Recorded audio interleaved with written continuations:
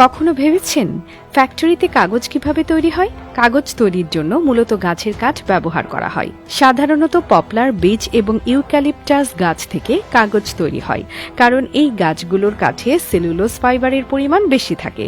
প্রথমে এই গাছগুলো কেটে ফেলা হয় এবং কাঠগুলোকে পরিবহনের মাধ্যমে ফ্যাক্টরিতে পাঠানো হয়। ফ্যাক্টরিতে পৌঁছানোর পরে মেশিনের সাহায্যে কাঠের ছাল সরানো হয়।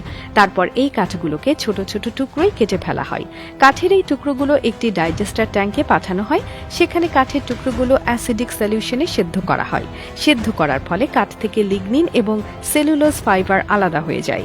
লিগনিন হলো সেই উপাদান যা কাঠকে শক্ত রাখে। এরপর সেলুলোজ ফাইবারগুলোকে ভালো করে ধুয়ে ফেলা হয়, যাতে বাকি থাকা অ্যাসিড সলিউশন সম্পূর্ণরূপে দূর হয়ে যায়।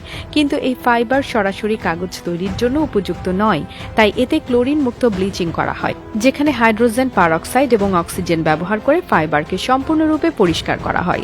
এরপর উচ্চমানের কাগজ তৈরির জন্য এই ফাইবারে পর্যাপ্ত পরিমাণে ক্যালসিয়াম কার্বনেট CaCO3 মেশানো হয় এবং মিশ্রণটি ভালোভাবে মিশিয়ে নেওয়া হয়। এক্ষেত্রে যদি রঙিন কাগজ তৈরি করতে হয় তাহলে এই মিশ্রণে রঙও যোগ করা হয়। এই মিশ্রণটিকে একটি পেপার মেকিং মেশিনে পাঠানো হয়। মেশিনে অনেকগুলো রোলার থাকে, যেগুলো পোস্টটি প্রেসারের মাধ্যমে টেনে নিয়ে যায়। রোলারের মধ্য দিয়ে যাওয়ার সময় পেস্টের জল আলাদা হয়ে যায় এবং পাতলা কাগজের একটি স্তর তৈরি হয়। এরপর এই পাতলা কাগজটিকে একটি গরম চেম্বারে পাঠানো হয়, যেখানে সম্পূর্ণ জল শুকিয়ে গিয়ে একদম শুকনো কাগজ তৈরি হয়।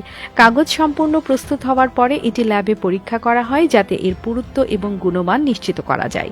পরীক্ষার পরে বড় বড় রোল আকারে কাগজ গুছিয়ে রাখা হয়। কিছু কাগজ শীট আকারেও কাটা হয় এবং সবশেষে এগুলো প্যাক করে বিভিন্ন কোম্পানিতে পাঠানো হয় ব্যবহারের জন্য।